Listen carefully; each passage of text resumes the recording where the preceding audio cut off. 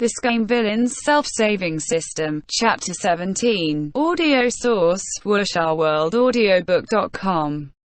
Chapter 17. TN, unedited because I wanted to get this out first. Sorry for the wait. However, this was the Dream Demon's illusion. It was the best at using the feelings in the depths of people's hearts, bringing out their most ancient terrors or rages or bitterness. It could then break down their psychological defenses. Therefore, all these countless hundreds of years, there had been no one known to break free. Xiāng always wanted to succor me. 1. This point in the original work, it was said very plainly, yet for Luo Bing'er and Ning Yingying, these two medium-sized children, to pull around bitterly for a while and break through. Great God, airplane towards the sky, please give the demon elder more face. Luo Bing'er suddenly charged forward, seeming to want to beat aside the people who beat him in his younger self's beggar days, but his fists went through their bodies. There was completely no way to dispel the illusion. Fists and feet continued to rain down on that small body. Xiāng quickly caught Luo Bing'er's fist and stabilized his body. Calmly, he said, "See? You can't touch them. This is only the Dream Demon's trap." If it were the Luo Bing'er after activating his cheats, 10,000 Dream Demons altogether would be nothing more than tiny tricks in his eyes. But the Luo Bing'er right now, the demon blood inside his body hadn't woken yet and was sleeping dormant in the dark depths of his memories and dreams. What he could see was only his helplessness. Suddenly, the small illusion the two people were in twisted and became another scene. It wasn't good for Xiāng's heart. He was taken unawares and slaughtered. This was a dilapidated cottage. Inside the cottage, there was only one bed and one crooked little table. On the table was a dim oil lamp and there was a small bench to the side. On the bed lay a brittle old woman striving to support herself and sit up, not far from death. From outside the door, a small figure rushed in who was just 10 years old with a soft and childish face. Luo Bing'er supported the old woman as she sat up. Around his neck he still wore that jade pendant. He hurriedly said, "Mother, how come you want to get up again? Didn't you say you'd get better if you rested?" The woman coughed and said, "Lying down doesn't get anything done. It would be better to rise from bed and get the clothes washed." Little Luo Bing'er said, "I've already finished Mother's work. Mother, lie down and wait for me to stew your medicine. Eat medicine, your body gets better, then do work." Xiāng already knew there was this scene, but when it played out in front of his eyes in reality, there was no way to be unmoved. That woman's face was grayish-white, the disease beyond cure. She was at death's door. She smiled and touched the top of Luo Bing'er's head. "Bing'er, you're really obedient." Little Luo Bing'er raised his face, his entire face strongly smiling. "Mother, what do you want to eat?" The woman said, "Right now, I have less and less appetite. Last time our estate's young master poured out that white congee. I'm inclined to have a try, but I don't know whether the kitchens have any left over." Little Luo Bing'er vigorously bent his head and said, "I'll go ask for Mother. Just asking will be fine. If there's none left over, just any other regular light and watery dish to fill the stomach will do." Little Luo Bing'er ran outside like a gust of wind. The woman lay down for a moment, then pulled out needle and thread from beneath her pillow again and began her women's work. The light inside the cottage grew dimmer and dimmer. Luo Bing'er's figure wasn't clear. He reached out a hand to grab something. Xiāng grabbed his hand and forcefully said, "Luo Bing'er, look clearly, this isn't your mother. You aren't that weak child unable to fight back anymore." The dream's killing power was based on handicapping the person's emotions. The more they felt, the greater the damage they received. Like Luo Bing'er right now, his instability was a great threat to his life. Secondly, it was necessary to be careful. The people in the dream definitely could not be attacked. All these people in the dream were from the dreamer's own consciousness and heart. Attacking them actually meant attacking your own brain. There were many people who didn't understand this point, or couldn't control their own emotions, and in the dream attacked and grievously harmed their own people. From then on, they entered eternal sleep. According to the current situation, if Luo Bing'er entered into eternal sleep, Shen Qingqiu would also accompany him and be trapped in the dream. The surrounding scenery changed unpredictably. The scene changed to little Luo Bing'er begging a wealthy young master to give his mother a bowl of congee to eat. Another scene change shifted to the time when he just entered Qingjing Peak, all his apprentice brothers excluding and making things difficult for him. A small figure struggling to wield a rusty axe. Watching a figure carry water buckets up the stairs more and more slowly. His sole treasure jade pendant getting stolen, unable to be found ever again. The chaos of the scenes continued to unceasingly pile up. At this moment, these scattered pictures and memories made Luo Bing'er unable to see anything or hear anything. There was only the resentment, despair, pain, helplessness, fury, and other emotions tangled in a mess churning in his chest and his mind. This dream was the collection of ups and downs of this young boy's short 10 years of life. Luo Bing'er already completely entered into it. His breathing was unsteady and his two eyes were unnaturally red. Shen Qingqiu felt that standing at his side was very dangerous. The only way to break the dream was to resolve the tangles in your own heart, then the dream would defeat itself. Luo Bing'er's fist was tightly clenched, his bones resounding ka-ka, spiritual power circulating throughout his whole body. Shen Qingqiu saw his desire to attack rising and sternly said, "Calm your heart. Don't attack the illusions. Hitting them will only hurt yourself." But Luo Bing'er was already unable to hear any of his words.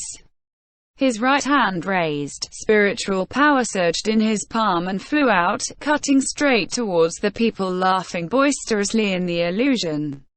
In his heart, Shen Qingqiu let out a cry of grief for himself.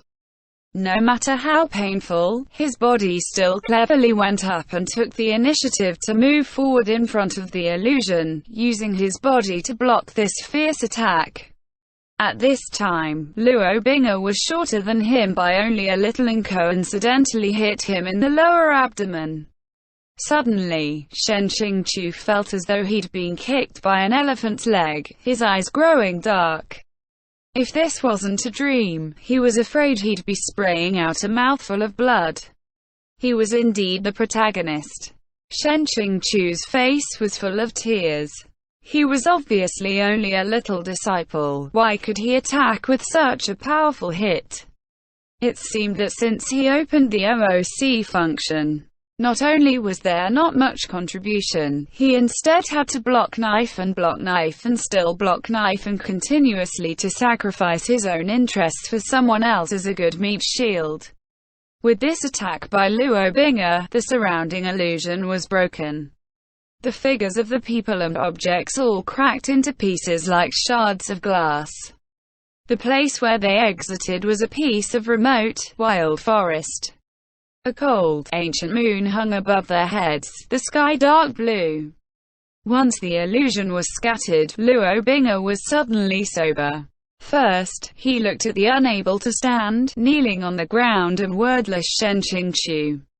Then he looked down at his own fist, a trace of spiritual power still remembering, and vaguely recalled what he did earlier. His face immediately paled. Luo Bing'er flew to Shen Qingqiu's side and supported him, anxious and regretful.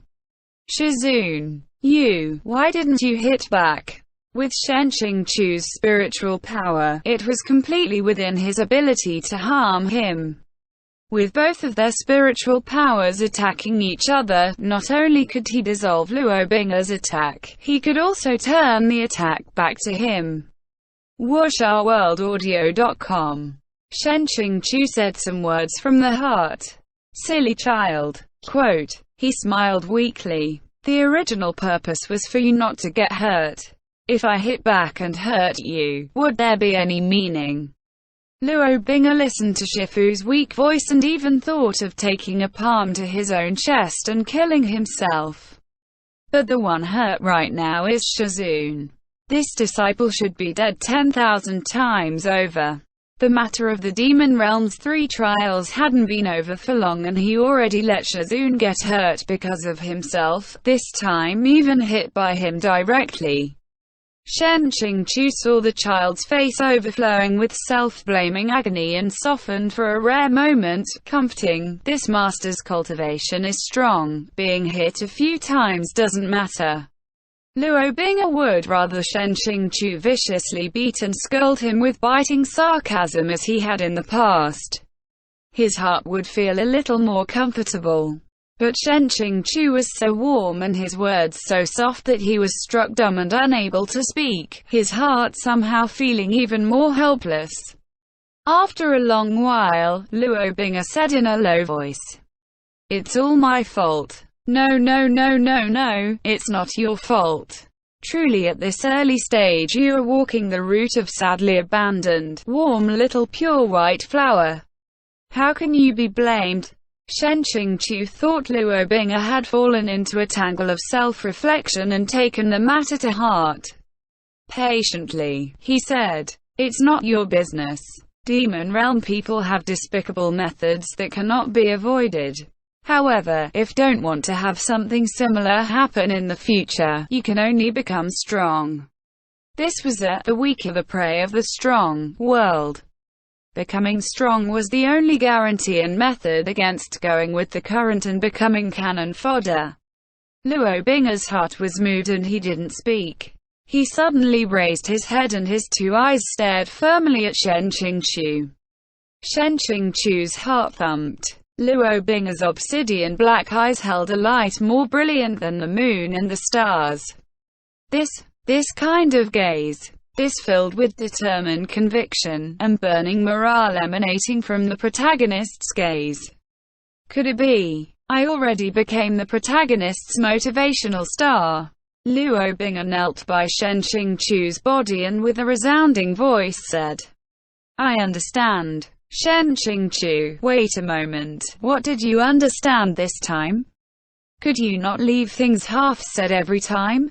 Tell me the rest. He didn't notice that as these words left Luo Bing'er's mouth, he didn't call himself this disciple.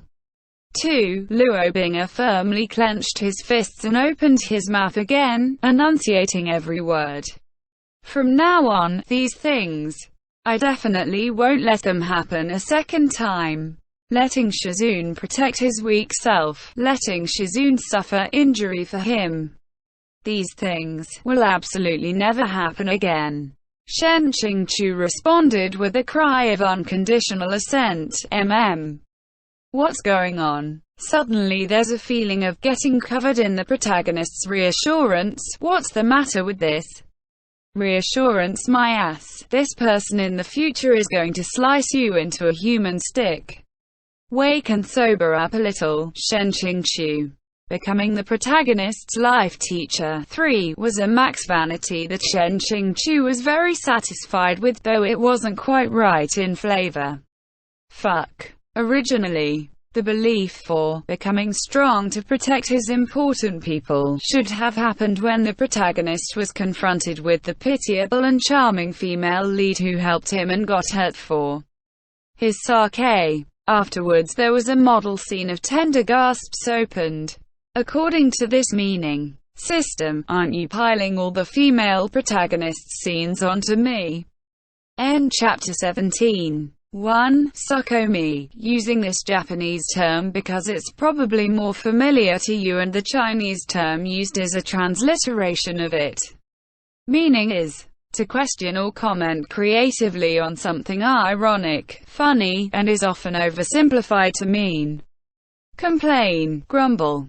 2. This disciple, in Chinese, the most formal way of speaking makes you refer to yourself as this disciple, or this master, and etc. according to your station and who you happen to speak with. Luo Bing, and not referring to himself as this disciple, with Shen Qingqiu, takes away that social barrier. XD 3. Life teacher, literally, life's path's teacher, or teacher for life, but I'm using this form to differentiate it from regular teacher. This specifically refers to someone who teaches you how to live, like your parents, grandparents, etc. End chapter.